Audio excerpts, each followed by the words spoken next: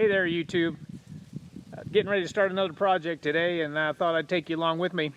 What I have in mind to do today is take some old scrap that I've got and go ahead and make a forge. I've seen a lot of people online making them, and it doesn't seem like it's too hard to do, and I've got the scrap to do it.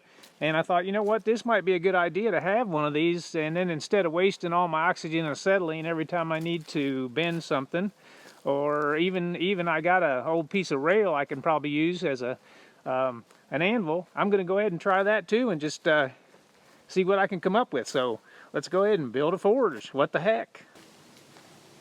Well, let's just see what we can find in here.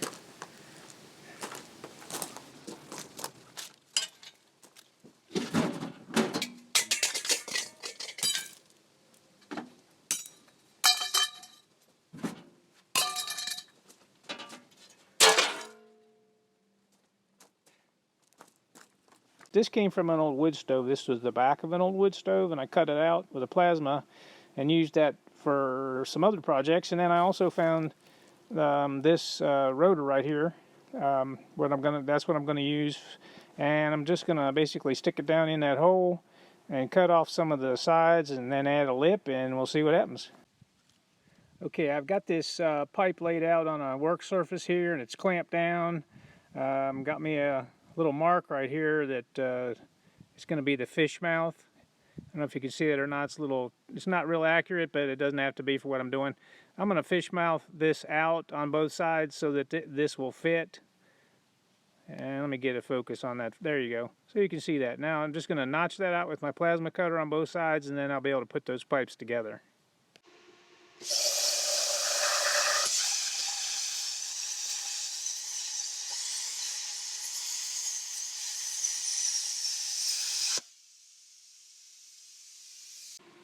Now the next thing I need to do is let this cool down some.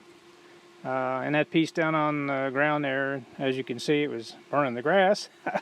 So it's hot. Anyhow, I'm going to let that cool down. Once I let that cool down, I go ahead and start cutting on some other pieces while that cools, and then I can start welding. Alright, this is going to be where my air comes in and then goes up to the bottom of the rotor. I got this thing bird mouthed out, and I got a hole down in the center. I don't know if you can see down in there. Let's see. No. Well, let me just see here what I can do. Well, you can almost see down in there. Well, anyhow, you'll have to take my word for it. When I weld this up now, it'll be just like a T-fitting. Okay, I got to cut this piece off right here. Just kind of straighten this up is all I'm trying to do.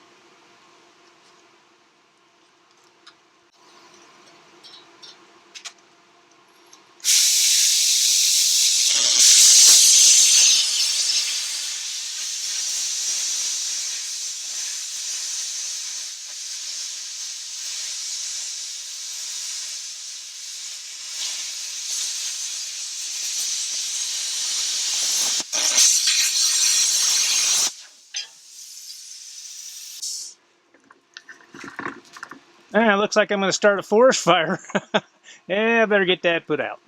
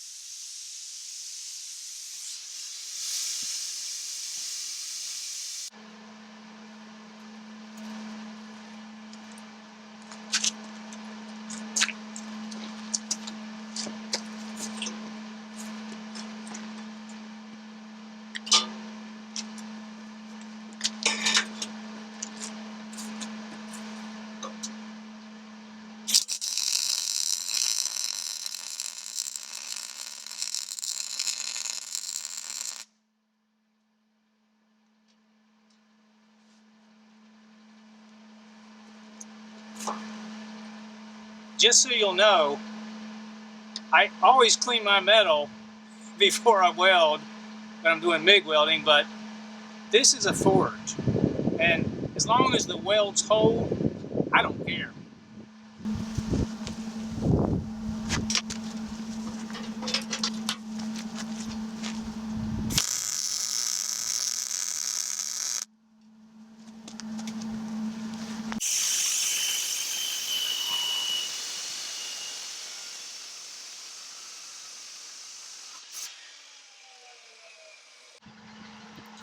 All right, the next part that I need to do is to weld up the air intake.